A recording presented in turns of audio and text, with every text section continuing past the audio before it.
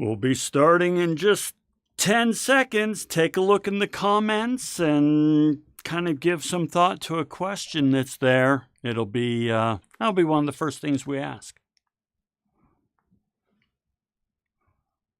All right, let's see how this works out. Yeah, I think I'll go ahead and change this on back. I am still dialing in my camera and so forth. So now we're good. Hey, welcome. Bring that out just a little. Lon, leave it alone. Okay, I'll leave it alone. I'll do it later. Hey guys, welcome to our first official live stream of this semester. We're going to be doing a whole bunch of these, and I hope you enjoy them. I'm going to be explaining a few things as we go along today. Namely, I will be explaining these light bulbs down here so that you can understand what it's all about. But instead of explaining them, I want to integrate them into our lecture today. All right? So we're actually going to cover 2 modules today just because of the way things truncate, right? And I actually need to probably see if I need to change things. Yeah, no, just because it's a shorter semester, given that it's a summer semester and so on. So we're going to actually be going through a lot of readings today, but don't worry, I'll take care of you, all right? So with that in mind, let's come on over here. Yeah, we'll come over here. What's value? You know the word. You've heard the word forever and ever and ever. You want it. You want value. What is value? So go ahead and tell me in the chat. And trust me when I say you'll want to fill up that chat. It'll make more sense when I explain. But let's start with the question of what is value. Now, as you give some thought and consideration to the question of what is value, I'm going to go ahead and start our lecture here. We're going to be going over a few readings to begin with here. Short History of the World by H.G. Wells. Yeah, that H.G. Wells. He is actually a historian as well as a writer. And then some information on Greek and Roman business by Edward Ing. All right. So here's my posit. All right. And this is going to come into the question of what is value for you.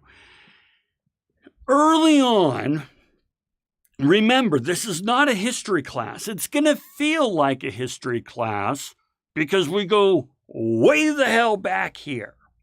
But it's not. It is a origins of business thought class. Where did these ideas first come about? First, of course, being around value and so forth. So we're getting some great comments here on value, by the way. I've got Mary saying value refers to perceived benefit. Perceived benefit. All right. Guys, really dial in on that idea of perceived benefit. I'm actually going to give that 2 light bulbs, okay? The idea of perceived benefit, worth or usefulness, a product is served to provide the customer can include customer value, economic value, market value, stakeholder value. It's all value, okay? But the Cupid doll winner in that was the idea of perceived value. Very good. Goose says how an individual would view a person's object, benefit, or use to them. Once again, we've got the view of. So once again, we're coming across perceived benefit. Okay, both of you used the word benefit, and both of you talked about perceived or view Very good. All right. So, yeah, perceived benefit. How do we create value? I mean, how do we create it? Well, I'm going to tell you something today. You and I, today, we are going to create value. We're going to do it. We will both come away from this live stream with greater value, and value that we can actually measure quantitatively, monetarily. Okay? So to do that, let's tell the story here about these Samaritans and so forth. So, wrong button, Lon. Wrong button. All right. So let's first talk Samaritans. Yes, this is going to make sense in modern day. So don't worry. And I want to come back up here. I want to be closer to you. We got the Samaritans. These are settled folk. They had their textiles and their pottery, and they made many desirable things. This is from the reading. Okay. So now the Samaritans are stationary. They are in a settled village, okay? And this allows them to make pottery. Well, now, what's the significance of stationary and pottery and so on? Well, here's the thing. To make pottery, you need really two things. You need clay, and you need a kiln. Well, clay is in the ground, all right? And the kiln is a great big huge thing that you can't carry around with you. So you need clay and you need a kiln. Well, they're stationary. They have, for all intents and purposes, an infinite amount of clay, okay? And they, of course, have little textile setups and so forth. They have their looms and so on. And because they're stationary, they can make all this stuff. All right. Then we've got these nomads.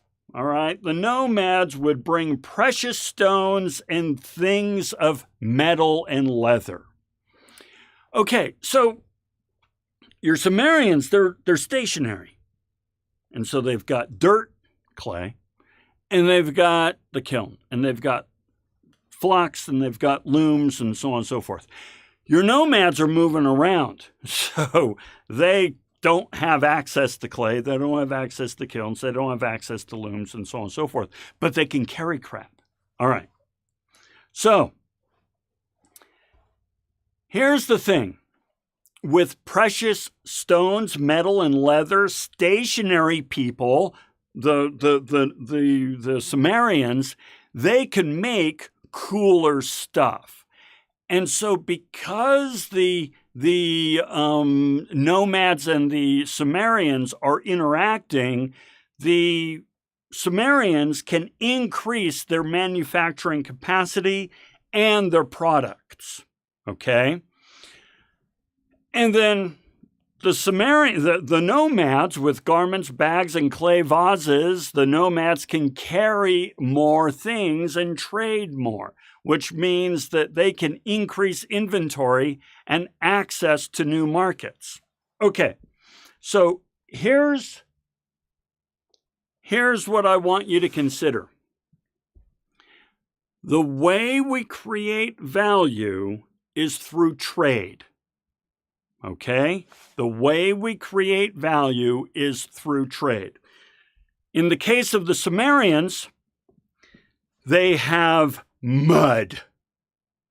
How do you convert mud into value? Well, you make it into a vase and you fire it, and then you trade it with a nomad. Nomad have all kinds of seashells. There's so many seashells on the seashore that our sister Sally is trying to sell that they're useless to the people on the seashore because there's just so many of them. But if the nomad takes it to the Sumerians, they can grind them up and turn them into glaze for their vases and increase the value of their vases. Okay? So, value is created by taking something of relatively little worth to you and trading it with somebody to whom that has greater worth. Okay, so with that, let me tell you about these light bulbs. I will click on a light bulb every time I get a comment in the chat, a comment, an answer to a question, or just a question, or chatting back and forth with you guys and so forth. Each time I see a pretty good comment and so on, I will go ahead and click on a light bulb. And as you see, here, it's over here. As you see, there are these little numbers. That's how many extra credit points you will get if you turn on, turn on all the light bulbs up to this point. And then as you turn all the light bulbs on up to this point, you now have 3 extra credit points. And over here, you now have 6 extra credit points, 10, 15. It's not exactly exponential for those of you who are really into math. It's not exactly exponential, but it's pretty darn close. So your comments toward the beginning of our course, they only create so much value, but the more and more you give, the more value it creates. So now here's the thing. You want the points. You want extra credit points. Trust me, you want extra credit points. To me, points are useless. They're valueless. I have no need for points. And yet I've got them all. Ooh, look at this. I have a great big basket of points. But I can't use these damn things, but you really want them. On the other hand, you have comments, you have questions, you have insights, you have ideas, and they're just sitting there in your head. What are you going to do with them? Well, you can put them in the chat, and I will give you points for them, and I want those comments. They have value to me.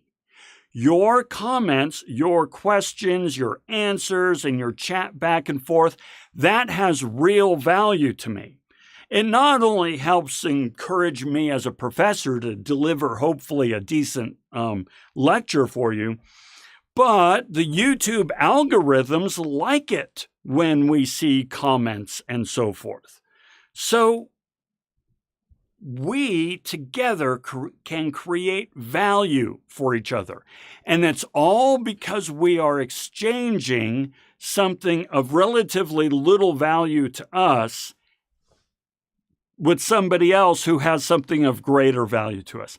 This is why Mary and Goose, the point is our value is all perception, okay? Perception of what we're doing, of what we've got. Okay? All right. So with that, we know that life for prosperous and influential people in such cities as Babylon and Egypt and Thebes and so forth was already almost as refined and luxurious as that in comfortable and prosperous people today. Here's the point. Just trading stuff that is relatively little value to one person but greater value to somebody else builds value, and that value brings about great prosperity. And so this is the whole premise of commerce. This is the whole premise of business. Trading, creating value, and we can create more and more.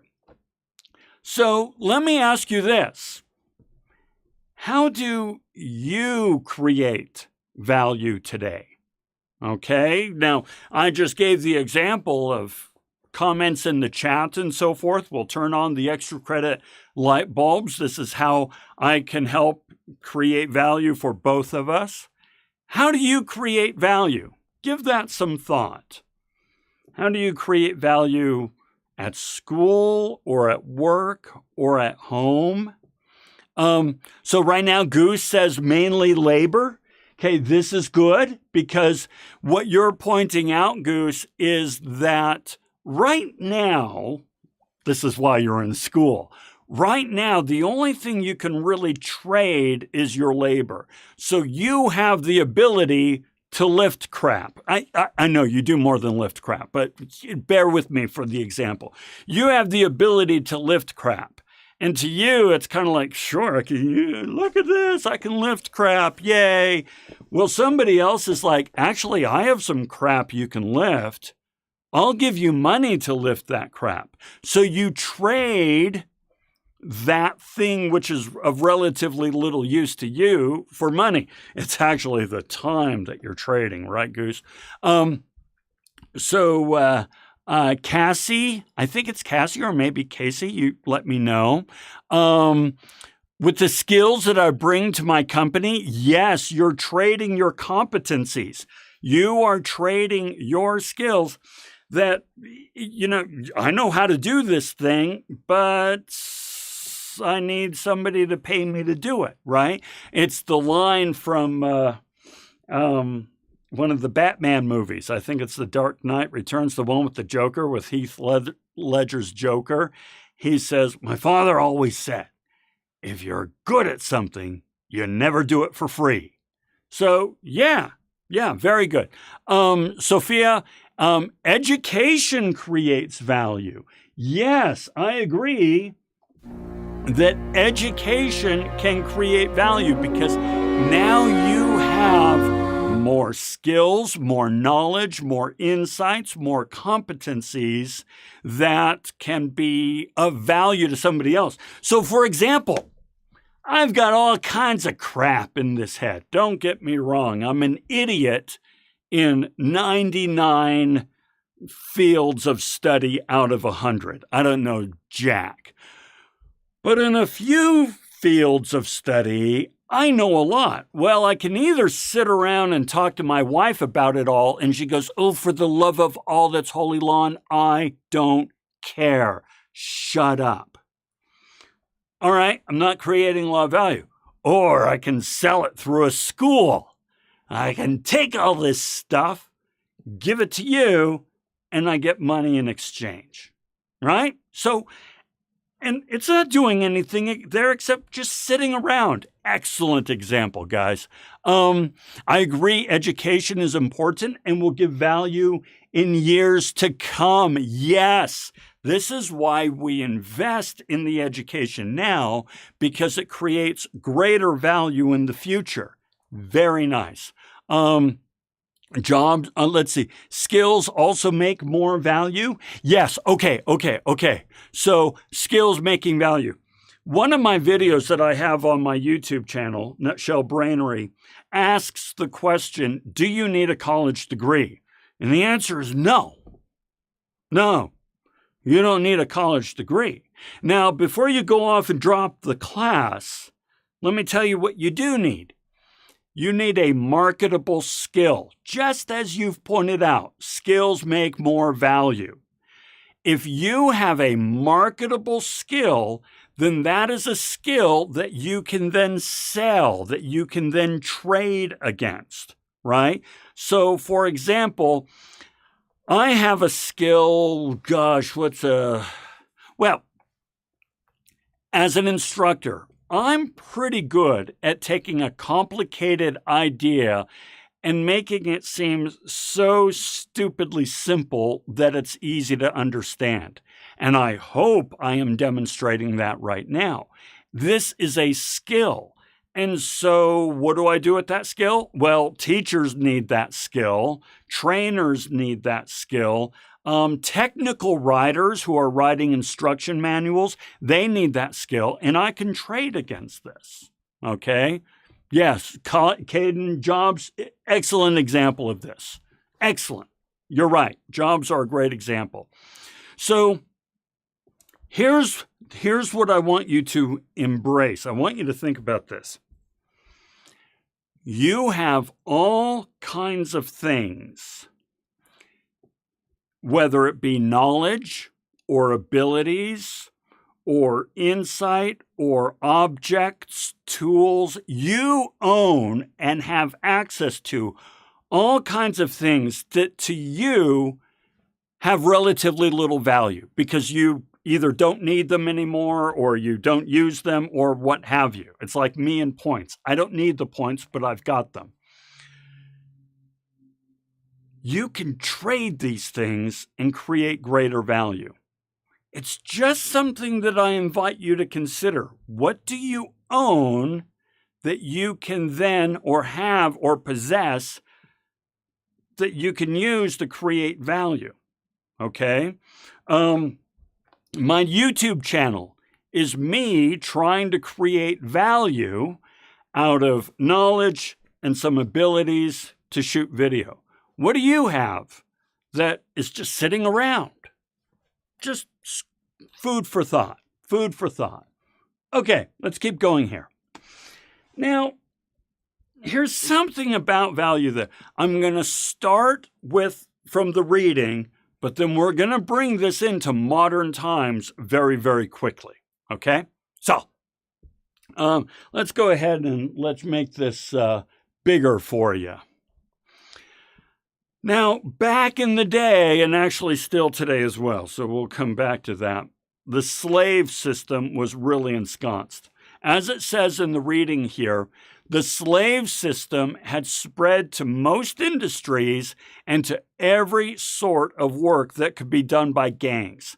Mines and metallurgical operations, the rowing of galleys, road making, and big building operations were all largely occupations, slave occupations. And almost all domestic service was done by slaves. Okay? Now, in this realm of a slave-driven economy, and yes, I'm going to bring this to modern very quickly, so bear with me. There were poor free men, so people who were not slaves but poor, and there were freed men in the cities, so people who were once slaves but were now freed, and they were poor, in cities upon the countryside, working for themselves or even working for wages, okay? They were artisans, supervisors, and so forth, workers of a new money-paid class working in competition with slave workers. Now, here's what I want to ask you, and it's going to be relevant, don't worry. If the vast majority of the work being done is being done by slaves, and you are trying to compete and you want people to pay you for the work you do, how do you compete with slave labor? How do you compete for that or with that? So give me some thoughts there. So as you're typing away, let me reiterate, you're some dude or gal working away and you want to get paid for your work. But all the other workers out there are all slaves. Why would somebody pay you to do the work when there's so much slave labor? How would you add value that a slave could not add? Give me some thoughts on this. So, Cassie, with education and a better skill set, I like it. Okay. So you could say, I'm highly experienced. I've educated. I've worked with these mentors and artisans. I've been a journeyman or an apprentice and so forth. So I have the experience and knowledge and skills that will provide greater value because it's a better product. I like that. Goose says, provide something that the slaves don't have. I assume the slaves are uneducated or doing unskilled labor. So more skilled labor, okay, provides greater value. And that one has some agreement, all right, and agree with Cassie on the others as well. So bam, we've got ourselves now, we're up to the 3 on extra credit. Okay, you guys are really nailing this. So you need to provide something that others don't. And you're kind of making an assumption. Everybody here is kind of making an assumption. It's a correct assumption, I think, that slave labor is going to be kind of the lowest common denominator of skill and output. So you're not going to get the greatest product, the greatest quality from slave labor. And with more education, more experience, you are going to provide greater value because you have greater skills. Okay, I like it. I like it a lot. Now, let's bring this to modern day. I don't want to be cavalier about slavery at all in any way, shape, or form. It's an atrocity and it still goes on today.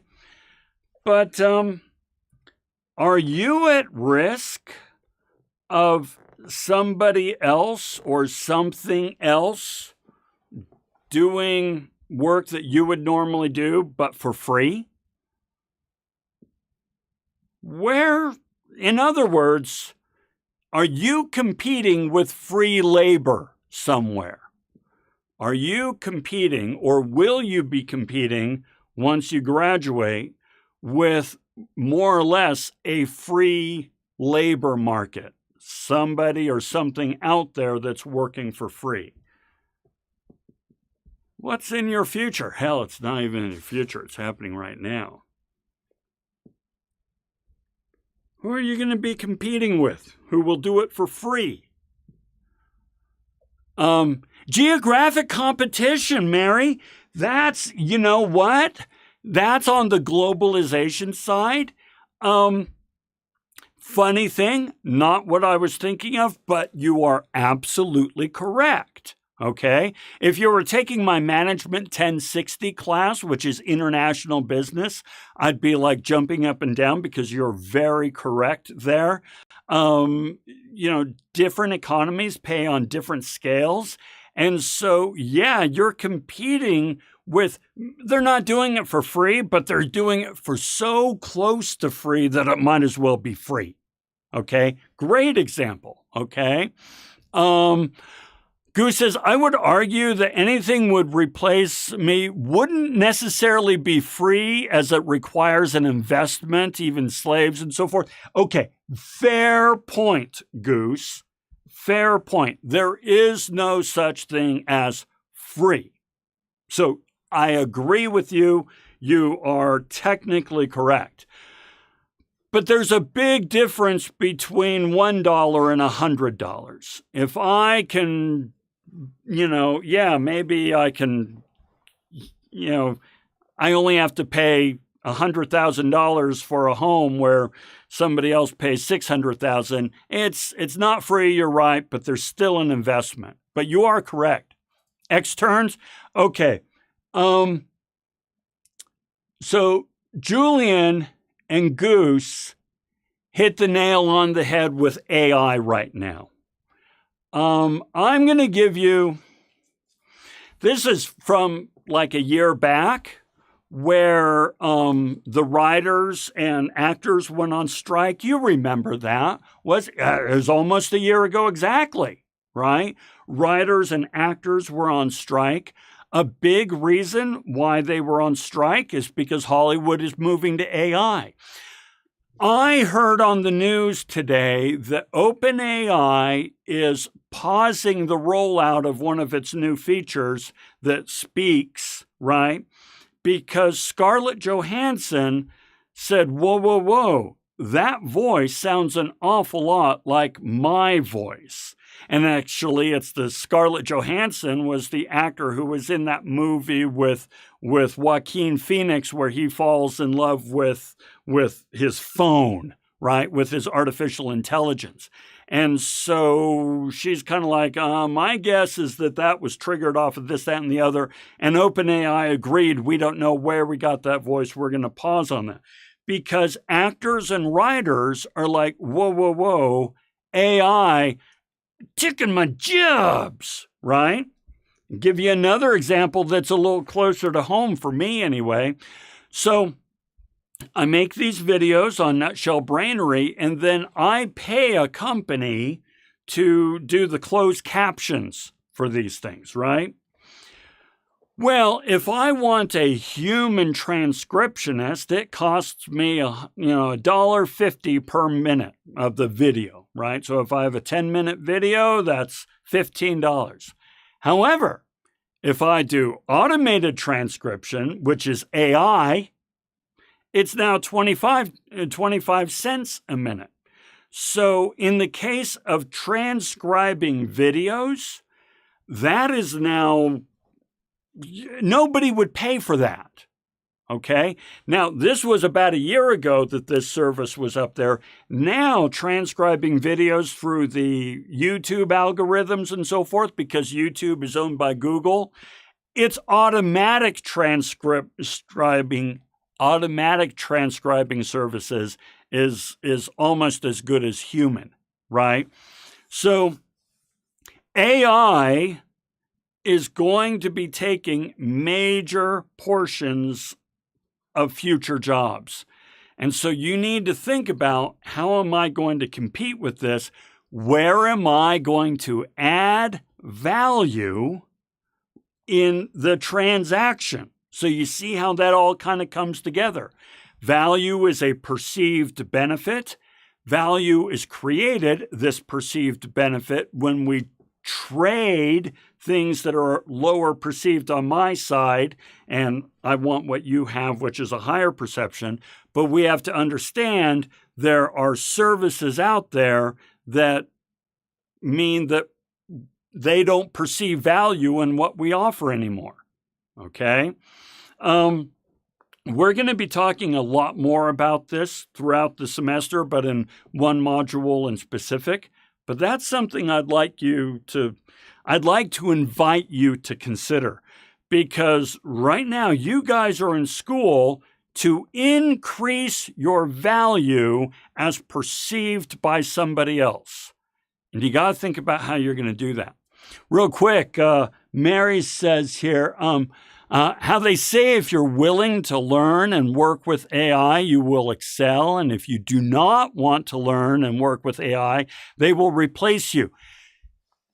Yes, this is why I encourage you to use AI in this class. Go to the syllabus, the student syllabus, and in there is a tab on how to use AI, how you should use it in the class, and what you need to do, and so forth.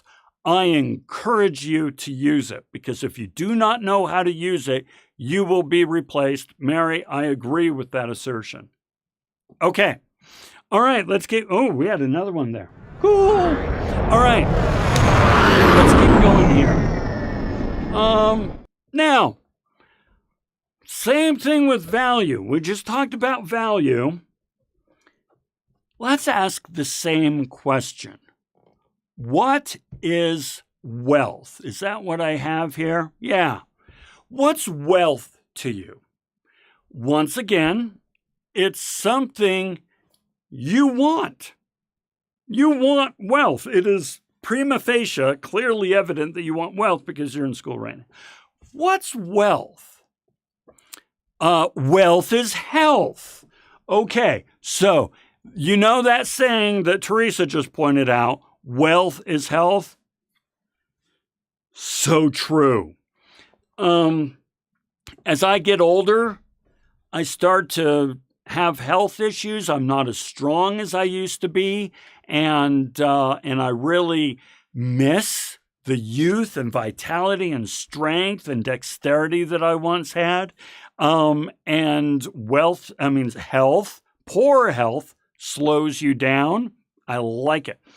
Caden says wealth is peace of mind and happiness. I strongly agree with this. I have found in my life that one of the secrets to peace and happiness is to reduce all the stressors as much as humanly possible. And you'd be surprised how many stressors you can remove from your life. We don't want to remove them. There's a whole dichotomy there. But yes, I agree. Jagat, and I'll have to learn how to say that name properly. Valuable thing like money. Okay. Yes. And it's an interesting thing because as we're going to explore today, as we continue on, yes, money is not in and of itself wealth. It is what money can provide for us. Money can provide health, right? So, as Teresa says, wealth is health, but to get that health, you need money, right? So the money is the means to the end, and that end is what wealth is, I believe. You can totally disagree with me. Wealth in America encompasses the accumulation of valuable resources and assets, financial health, and economic stability. Hell yeah. Oh my gosh, in America, right? That's really kind of how we measure wealth against each other. How many cars do you have in your garage? Where do you go on vacation? How financially stable are you? He or she with the most toys when they die wins, right? Yes, access to resources. We're going to cover that again in this course. Very good. Being able to provide for yourself and your family, yes, emphatically agree. Once again, money allows us to do that. Money is not the wealth. It is the ability to provide for ourselves and our families. That is the wealth. Money is just a conduit by which we do this. Okay. I'm going to go ahead and point out your answers, guys, were probably a little bit more insightful. I feel a little bit more insightful and on the nose than I feel that many other past classes are. A lot of other past classes, they really fixate on the money. They fixate on it. I mean, of course, money is going to be mentioned, so Jagat, you're absolutely right for bringing it up. But when I say they fixate, it's like they can't conceive that anything other than money is wealth. But you guys have better insight, I feel like. Julian says, wealth is everything and anything. It can be land, gold, water, anything, that we have adequate resource. Yes. And, to more to the point, let's say wealth can be time, right? I actually consider myself very wealthy because of the amount of time I have available. Okay. Now, to kind of show that you guys are in tune with the readings and so forth, in one of the readings, Greek and Roman Business, it says here, the ancients appreciated wealth as much as any modern society. Examine the history of Greece, and it's easy to get a feel for their fascination with wealth. However, it was not private wealth. The Greeks were more interested in public wealth than private. In this context, public means shared by society. So, yeah, Jagat, you agree that wealth is time as well as wealth. Good, cool. So, for example, here in the United States and actually many other places, especially Europe kicks our ass in this area. Libraries, museums, endowment for the arts, national parks, K through 12 education, right? Parade, celebration, national archives, power, water, transportation, infrastructure. These are all things that a wealthy nation has. This and many other things, right? Here's the idea. The greater the wealth of the nation, the greater the wealth of its citizens is, right? Because the base infrastructure is in place. All right. So this is why you will see, by and large, Congress and president and so on, they can't pass anything, with the exception most of the time of infrastructure bills. Everybody likes infrastructure bills. Now, you might say, well, that's boring as crap. We're not going to talk about infrastructure, are we? No, we're not. But the point is, pretty much everybody agrees that as we have a strong, secure infrastructure and all of these other types of public wealth, the public, by and large, benefits from it. Okay. And a lot of the things that you guys mentioned, Mary finally saying everything, and Julian, everything. It was Julian, but Mary is also pointing out the accumulation of these resources. Okay. All right. So that brings us, that was the first module, right? But remember, we want to do 2 modules today.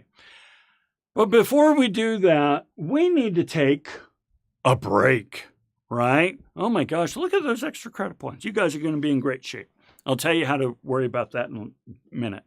We're going to take like a 2 or 3 minute break because you got to get up and stretch. So the break has begun. This is just me talking, right? I'm going to show you some stuff that I have in my studio here. You can't see it because it's all green screen, but I'm going to show you some things. But let's face it, these live streams, it's hard to stay focused. Sitting around and so forth. So get up and stretch for a bit. As you do, I'm going to show you something. Let's see, I did that one. Well, let's do that. Check this out. It's an old telephone, right? When I was growing up, this is the kind of telephone that we had. This telephone was last serviced in 1984. 1984 is when I graduated from high school. Yeah, I'm that old, okay? So what's the big deal with this telephone? We're actually going to be talking about this in this class later on, but back when we used this telephone, there was only one phone company in the whole country, Bell. And each state had Bell, but it was all part of one monopoly, Ma Bell. It was a public-owned, resource, all right? So that means that they made all the rules. One company for the entire country making all the rules and all the money off of phones. Well, how is that different than today? Here's a few things. First of all, you could not own a phone. You did not buy a phone. You rented it from Bell. You rented it from Ma Bell. This one, property of Illinois Bell, not for resale. Because nobody owned these things. You just rented it. It was part of your regular phone bill each month as rental for this thing. Next thing. You know how today we have 1-800 numbers, 188 numbers, and so on and so forth, and they're toll-free? It's like, how does that even matter? Because all phone calls, with few exceptions, are pretty much just part of your plan. You don't pay for individual phone calls. Well, back in the day, you did. So if you made any phone call outside of your area code, so like 801, any phone call outside of your area code came with a surcharge of like 10 cents a minute. Okay, so, and it depends on how far away you are. So if I'm calling Nevada, that's going to be 10 cents a minute. But if I'm calling New York, that's probably 25 cents a minute. No call is free except for the toll-free numbers. That's why they have things like 1-800 and 188. I can't imagine that really matters anymore. Now, if you were calling overseas, God help you. So when I was growing up, I lived in the US, England, France, and Japan. And of course, when I'm living in England, France, Japan, and the US, I'm always calling to these other countries. And so now you're talking about a phone call costing like maybe $2 or $3 a minute, some cases $5 to $10 a minute. So it was insane how expensive all of that stuff was, which is why the deregulation, which we'll talk about in a future lecture, deregulation of these services allowed competition to come in. Competition brings greater price, greater quality, more features, lower prices, things like that. By the way, Jagat says for international, how much do they charge? Yeah, it could be anywhere from $1 to $5 to $10. It depended on the country. And by the way, Jagat, that's if you could even get through, because it was just one copper line between two countries, and all the calls were going through that one copper line. So oftentimes you couldn't even get through. Yeah, it was hell. And I walked to school uphill in the snow both ways. Fascinating anyway.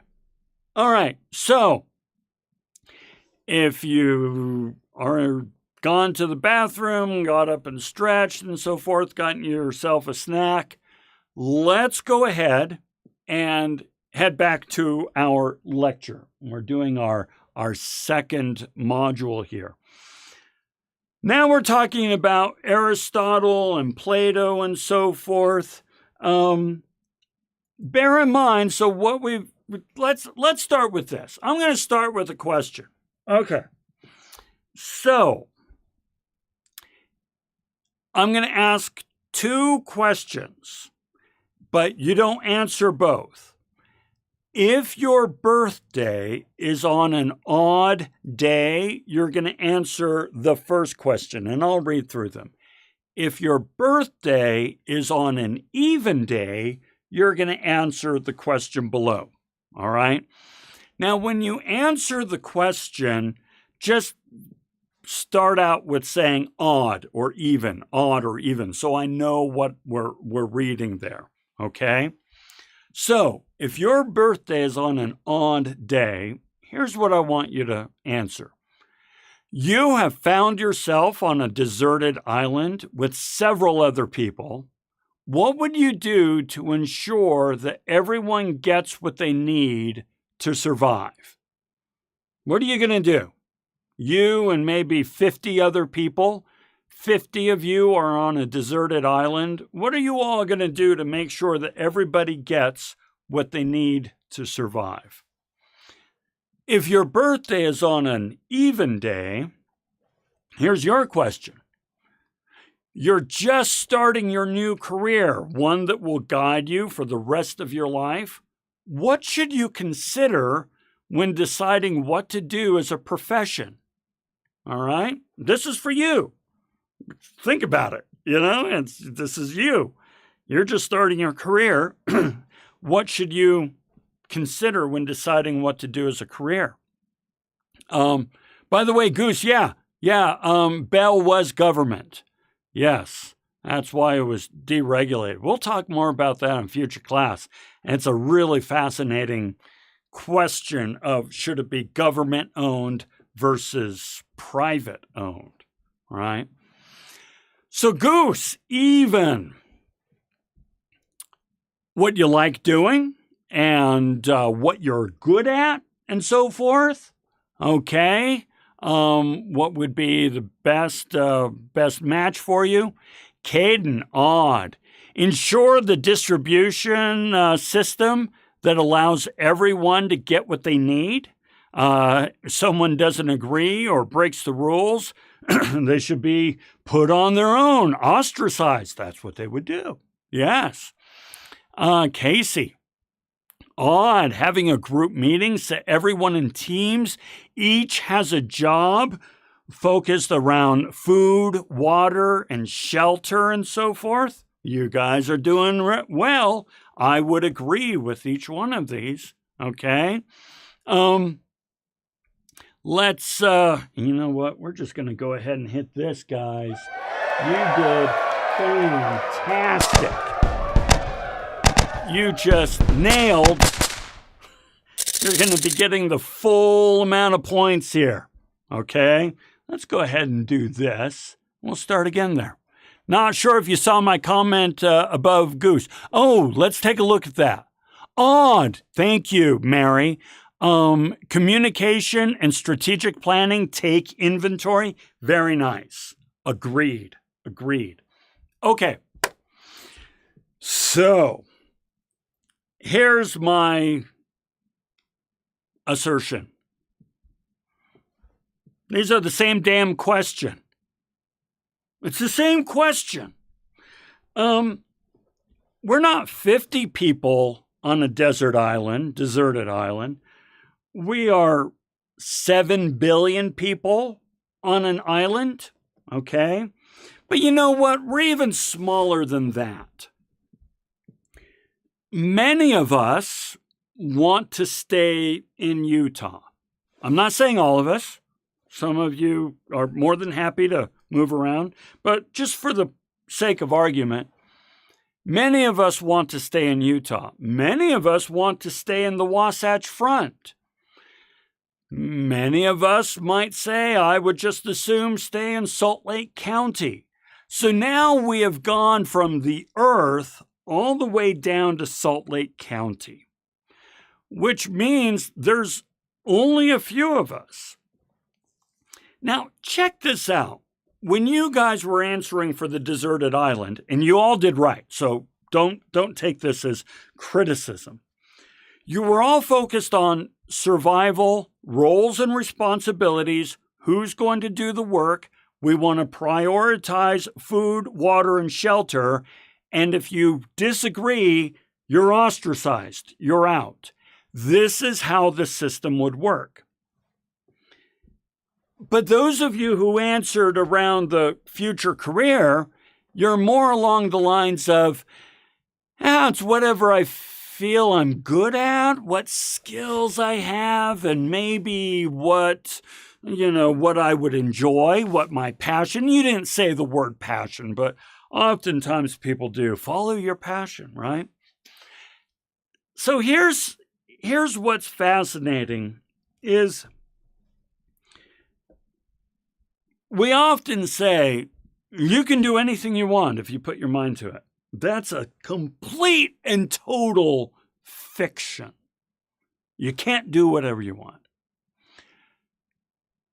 Depending on what kind of lifestyle you want to lead and where, you can do whatever somebody is willing to pay you to do.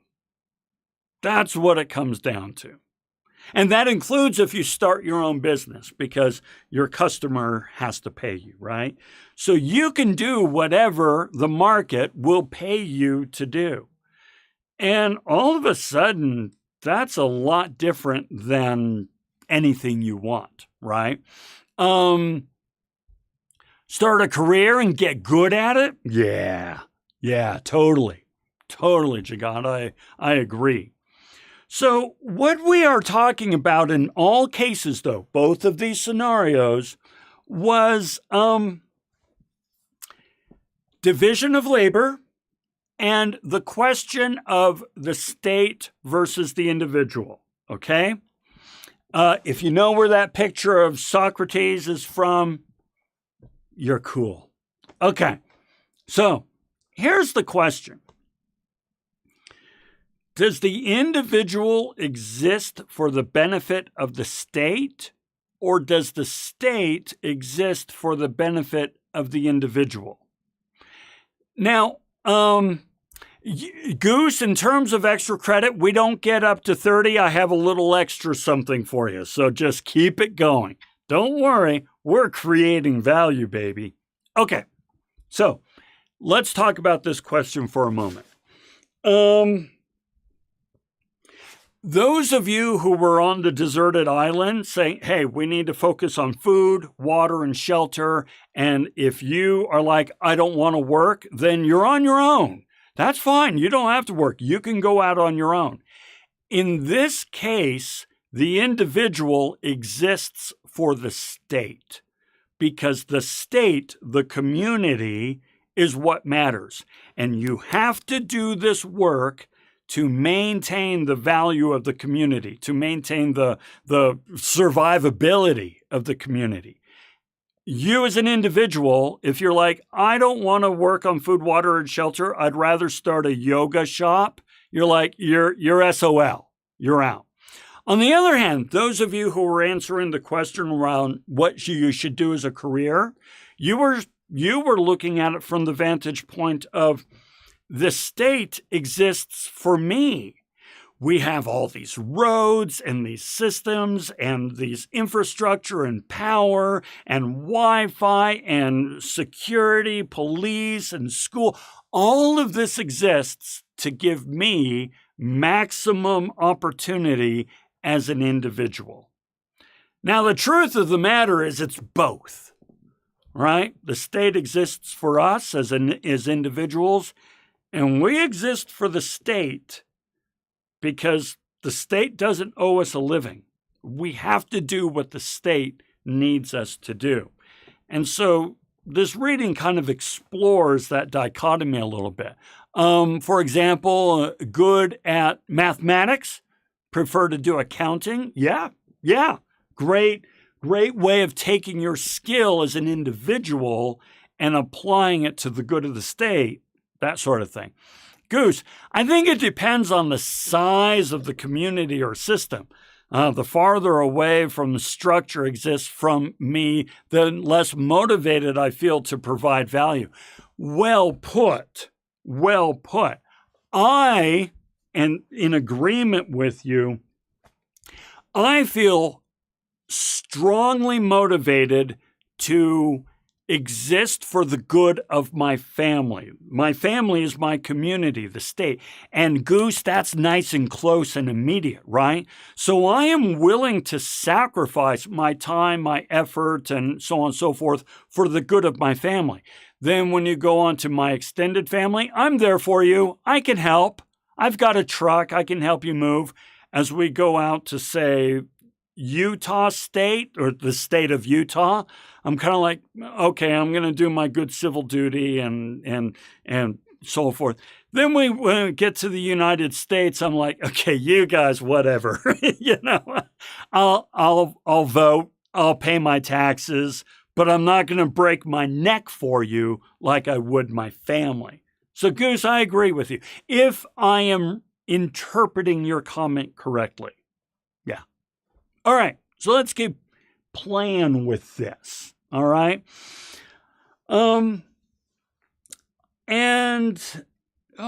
Let's see. I want to make sure we get to the good stuff here because I don't want to keep you all day long and there's a lot of readings here. Okay. All right, this is where we're going to start talking a little bit about division of labor. As Jacquot said, hey, you're good at mathematics, do accounting and so forth. Individuals, to meet their own self-interest together, come together to form a state. So I'm not going to read this. This is in the reading. You're welcome to read it yourself. Here's the gist, okay? I have individual needs. I can't meet them all. You have individual needs. You can't meet them all. So what we are going to do is we are going to come together as a state, as a community, and that way we can each help meet each other's individual needs. But now, if we're going to come together as a community, we also need to support the community. So this is where that question of individual for the state or state for the individual comes into play. The state was created to benefit the individual, but in so creating the state, the individual needs to support and nurture the state. Okay? I mentioned this in family. Give me some personal examples. What communities, and use the broadest possible definition of community, group, friends. If you do online gaming, for example, or social media, what communities do you belong to that nurture you as an individual, but you also need to nurture the community? Who does online gaming with groups? Just real quick. Give me, we'll start with that example, but you give me your own example. Who does online gaming in teams and groups? We're talking, Fortnite, although you can do that individually, I hear now. No, you can't. Fortnite or World of Warcraft or, League of Legends and stuff like that. Who plays those things?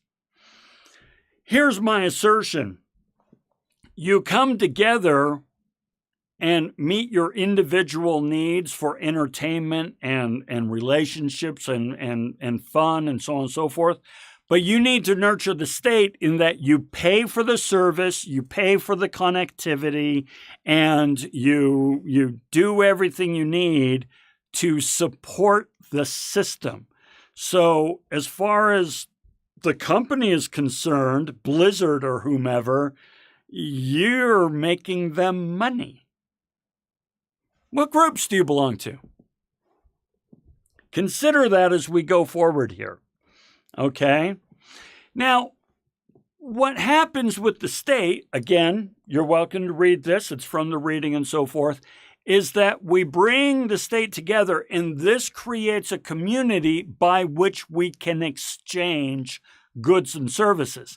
And it's through the exchanging of goods and services that we create value. Just like right now, you and I are exchanging goods and services at this very moment. By the way, in terms of communities, cycling community, but you pay for a membership. Yeah, and Mary, not only do you pay for the membership, but you also buy the bicycle, and that supports the infrastructure and so forth. And you pay taxes that create the bike lanes to hopefully make it safer and so forth. So great example, right? Go to the gym, but don't have to interact with anyone, right? School is a big one. Okay. School is a big one. Gym is a great example too, but let's play with school because we're doing that crap right now. This is a whole system. And you need to exist for the system. And so you pay the fees and you follow the rules and you this, that, and the other and so forth. And then you're going to get a diploma that says that you are a credible expert in this area and somebody should pay you for those skills and so on.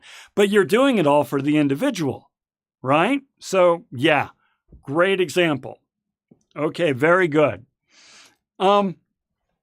So to deal with all this, Socrates says, as it says here in the reading, the idea is called division of labor. Again, one of the most important ideas in economics today. By the way, it's still one of the most important ideas in economics today. Socrates says, okay, we have individual needs. We're going to come together as a community to help meet each other's needs. But then that means the community as a state has needs, so we need to meet those needs. And you guys gave great examples of those, all right? But then that means that it would be best if we each specialize in one skill, right? Now, tell me, And by the way, Socrates is going to tell us, but the fact of the matter is you're as smart as Socrates. Why is division of labor, why is specialization such an important idea as individuals come together to meet each other's needs? Why is specialization, division of labor, such an important idea? So throw those on in there. By the way, you didn't get your last animation. I like the animations. And if you know where that graphic came from, you're awesome. Why is division of labor so important? Now, let's talk about, let's see what you guys say before we see what Socrates says. For example, as you answer the question, why is division of labor, specialization, so important? I'm going to make an assertion, and you're welcome to agree or disagree. You outsource everything except the one thing you do to make money. Now, what do I mean by this? I mean that you do not do your own banking. You do not refine your own gasoline, your petroleum. You do not build your own roads. You do not grow your own food, probably. You do not make your own dishes. You did not build your own home. You have outsourced to other people all of these things. The only thing you haven't outsourced is the thing that you do to make money. Okay? So, for example, Mary points out that this is all about productivity and efficiency. Exactly. Okay? Exactly. The more you specialize in something, the more efficient you become. And as you become more efficient, your productivity and your quality goes up, which means your prices drop. Very nice. Cassie says, you can't be good at everything. That is for damn sure, right? You need to figure out what you have the capability of becoming good at. I know some people are born good at something, but what it really comes down to is where do you have the capacity to increase your skill sets? Identify where you have the capacity to increase your skill set, and that's where you should specialize. And if everybody specializes, then we all have experts doing the work for us. Think about that. We enjoy this whole economy filled with experts who know more about what they're doing than we do, and we get to benefit from it. And all we have to do is our own tiny little thing. All I have to do is stand in front of people and pontificate. That's all I need to do. I don't need to do anything else. Somebody else will take care of my roads and my sewage and my power and my cars and all that sort of stuff. All I need to do is that one thing I'm good at, this crap. Okay? It's pretty nice. I think so. Okay.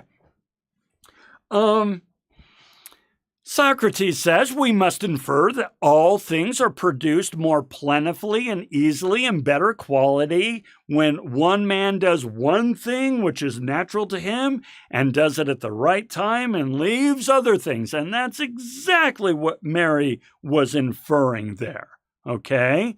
Is if everybody is good at that one thing, we all benefit.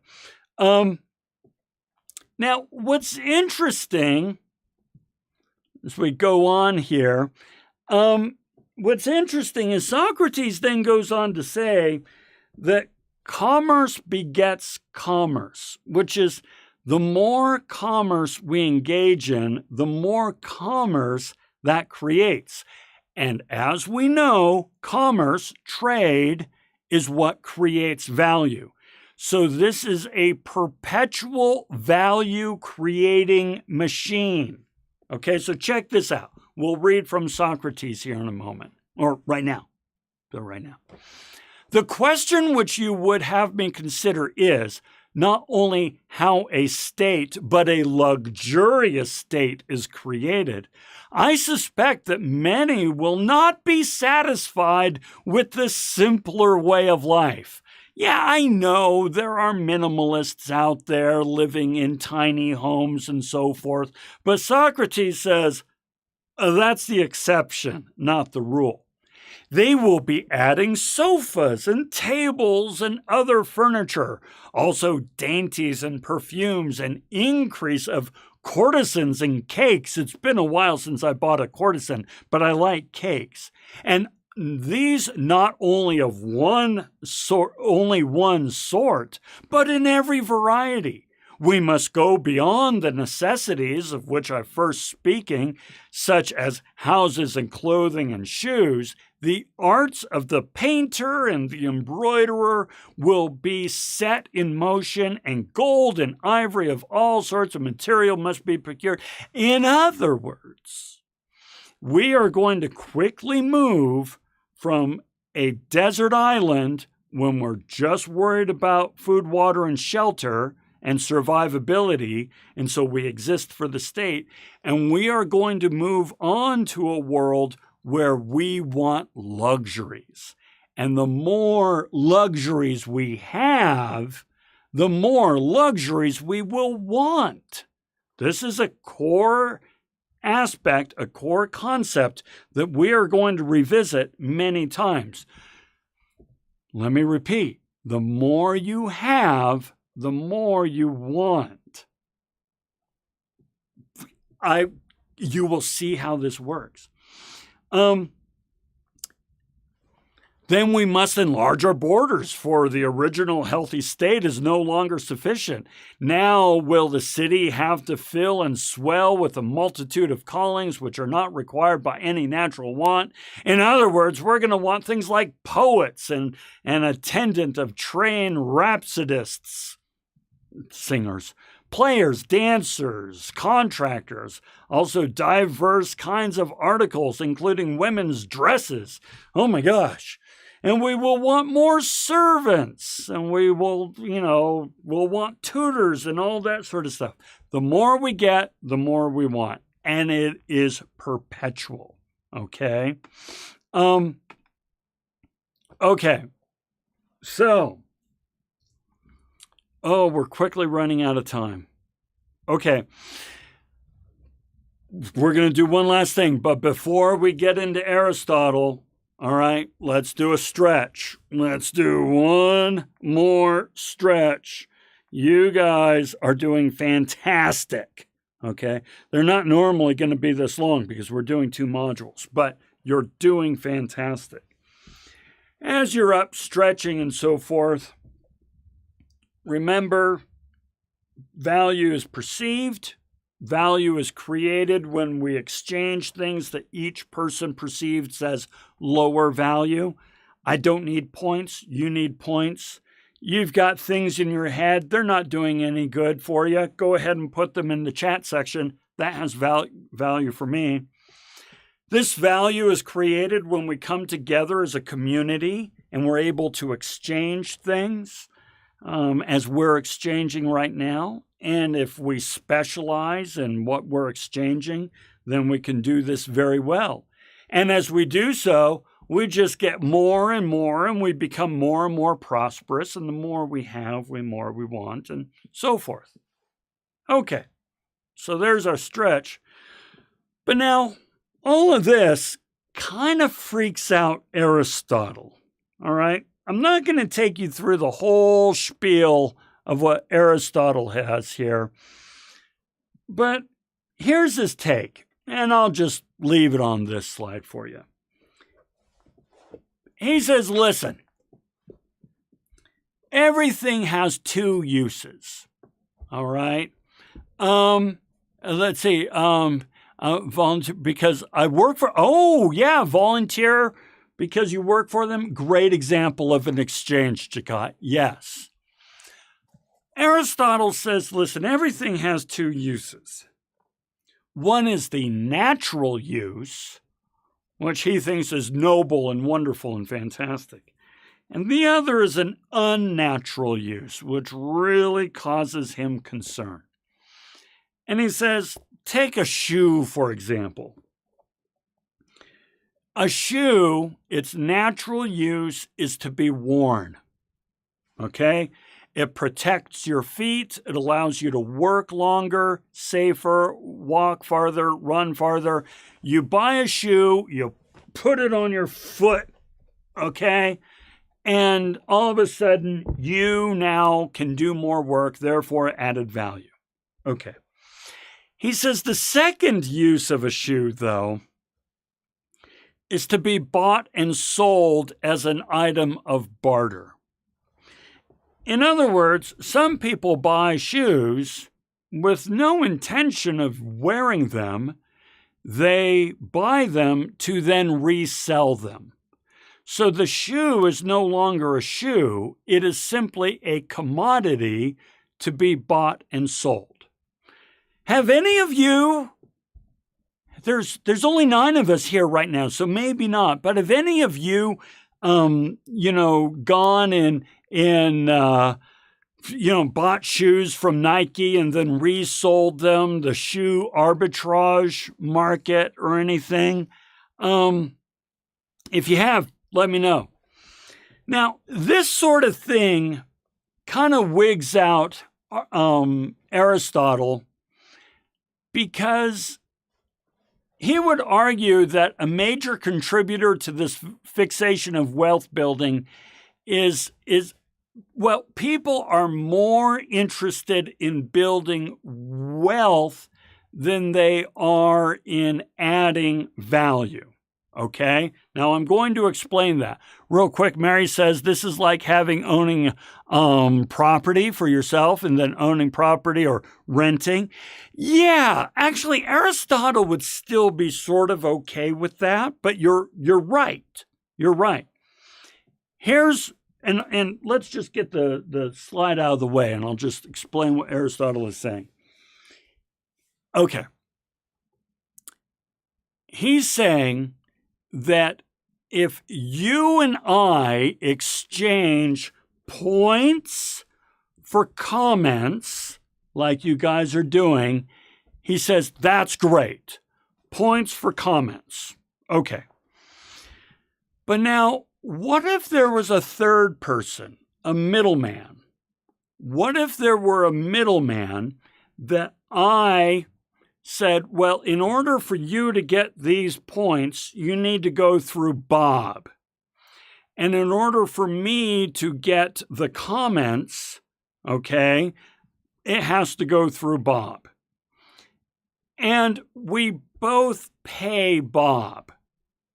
All right? What value is Bob offering? Now, Bob didn't help put us together. All right.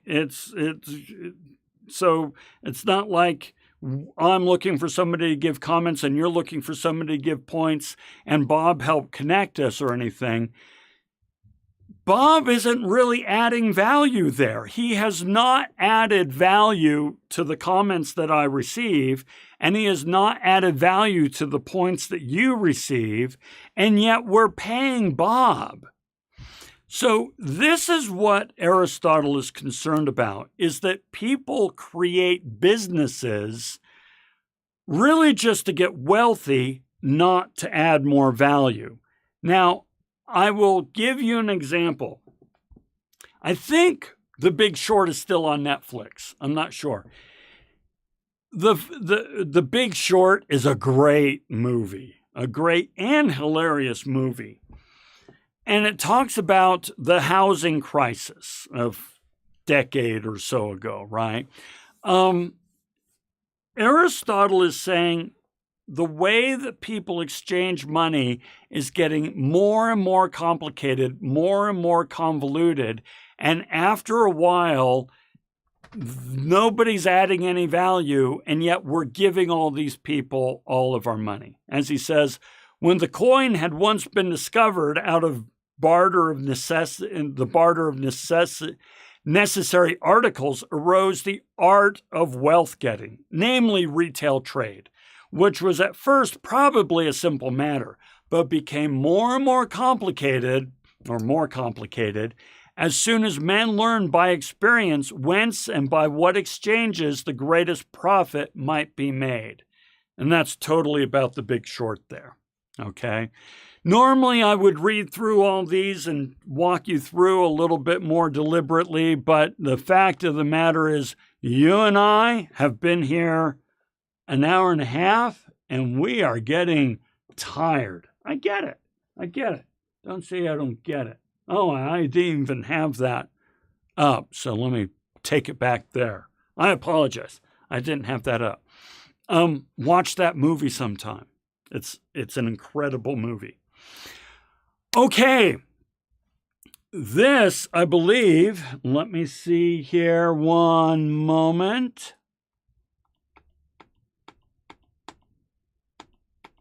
Yeah, we'll go ahead and just leave it there. We'll leave it right there.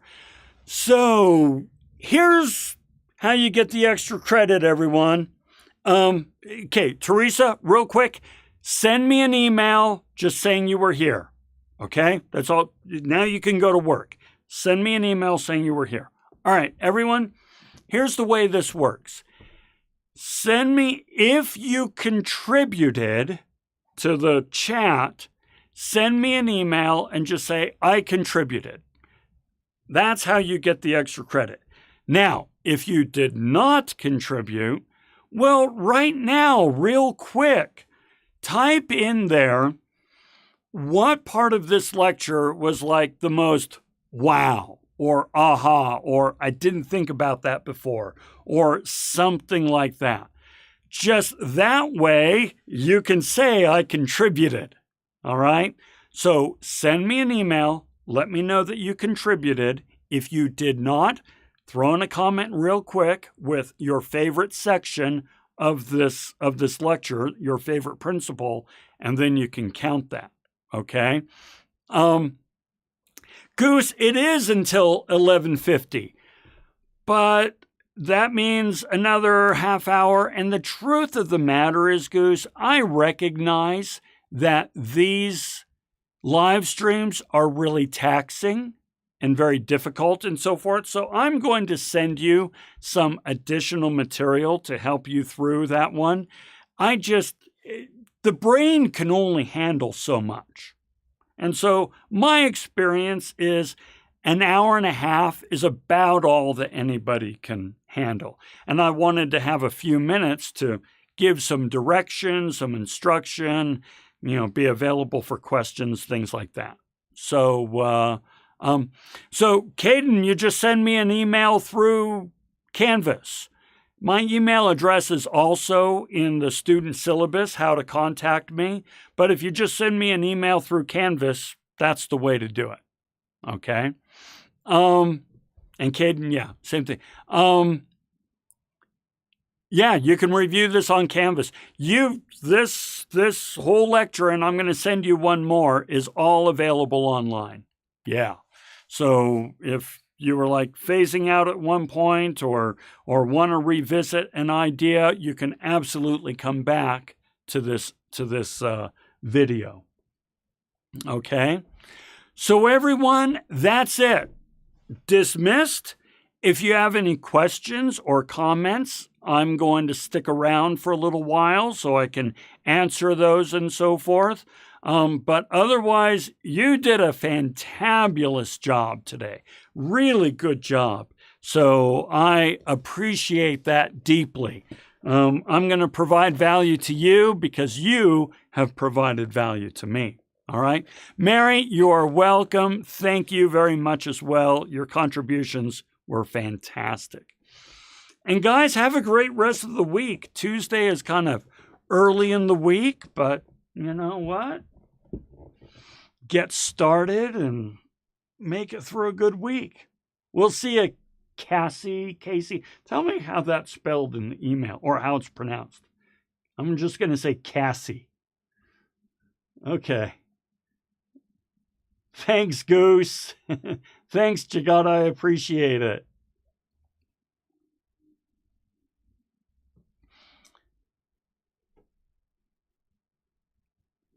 any questions, comments, I'm here. And if you have a question that you don't want the world to see or anything, we can set up a Zoom meeting and we can meet anytime you like. There's a link to setting up a Zoom meeting with me in the how to contact me in the syllabus.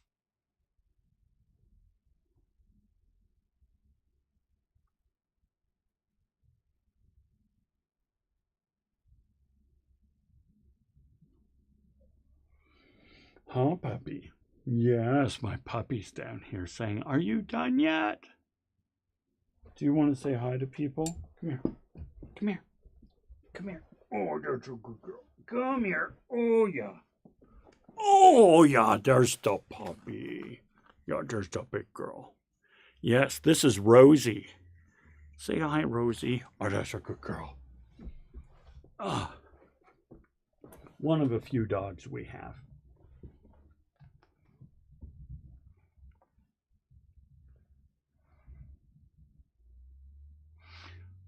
All right, well, it looks like everyone is dropping off. Oh, okay, real quick. Goose, do you think the transition to digital currency from physical currency significantly changed how commerce works? Yes, it makes it a lot easier and just much more seamless. When it went digital, I mean, it's just astounding how much smoother things went. We'll talk about that. We'll talk about that. Good question. Yeah. I'm old enough to remember back when the only way you could buy anything was either with cash or a check, and that's it. No cards, nothing like that.